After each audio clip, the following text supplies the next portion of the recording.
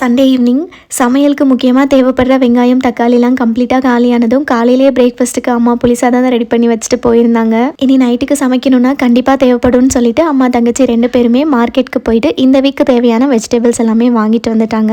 Also evening time coffee கூட rusk தொட்டு சாப்பிட எல்லாருக்கும் ரொம்ப பிடிக்குமா, ஸோ அதுவும் அது கூட இன்னொரு சில ஸ்நாக்ஸ் ஐட்டம்ஸும் வாங்கிட்டு வந்தாங்க. அண்ட் நேற்று நான்வெஜ் எதுவும் எடுக்கல, ஃப்ரிட்ஜில் கொஞ்சமாக பன்னீர் இருந்ததும் அதை வச்சு பன்னீர் பட்டர் மசாலா செஞ்சுட்டு அதுக்கு சப்பாத்தி ரெடி பண்ணியிருந்தேன். இந்த பட்டர் மசாலாவுக்கு யூஸ்வலாக ஆட் பண்ணுற அதே இன்க்ரீடியன்ஸ் தான், ஆனால் ப்ரிப்பரேஷன் மெத்தட் மட்டும்தான் லைட்டாக சேஞ்ச் பண்ணியிருந்தேன். ஃபஸ்ட் ஒரு 10 முந்திரி பருப்பை சுடுதண்ணியில் போட்டு ஊற வச்சுட்டு இன்னொரு சைட் பேனில் 1 டீஸ்பூன் வெண்ணெய், 1/4 டீஸ்பூன் மஞ்சள் தூள், 1/2 டீஸ்பூன் மிளகாய் தூள் சேர்த்து லோ ஃப்ளேமில் கலந்ததும் கட் பண்ணி வச்சிருக்கிற பன்னீர் ஆட் பண்ணிவிட்டு 2 சைடும் நல்லா டோஸ்ட் பண்ணி தனியாக எடுத்து வச்சுருங்க.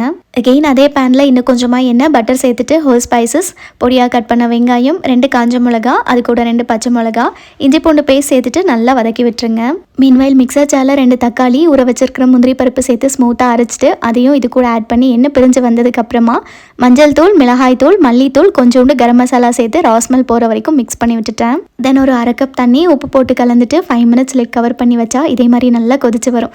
இப்போ இதில் டோஸ்ட் பண்ண பன்னீர், கொஞ்சமாக கசூரி மேத்தி, கொத்தமல்லி இலை தூவி கலந்தீங்கன்னா டேஸ்டியான பன்னீர் பட்டர் மசாலா ரெடி. மொத்தத்தையும் வதக்கி அரைச்சி செய்கிறத விட இந்த மாதிரி ஒன்ஸ் ட்ரை பண்ணி பாருங்கள், டேஸ்ட் இன்னுமே நல்லாயிருக்கும். அண்ட் நல்லா சாஃப்டான சப்பாத்தி கூட வச்சு சாப்பிடும்போது இன்னும் சூப்பராக இருந்துச்சு.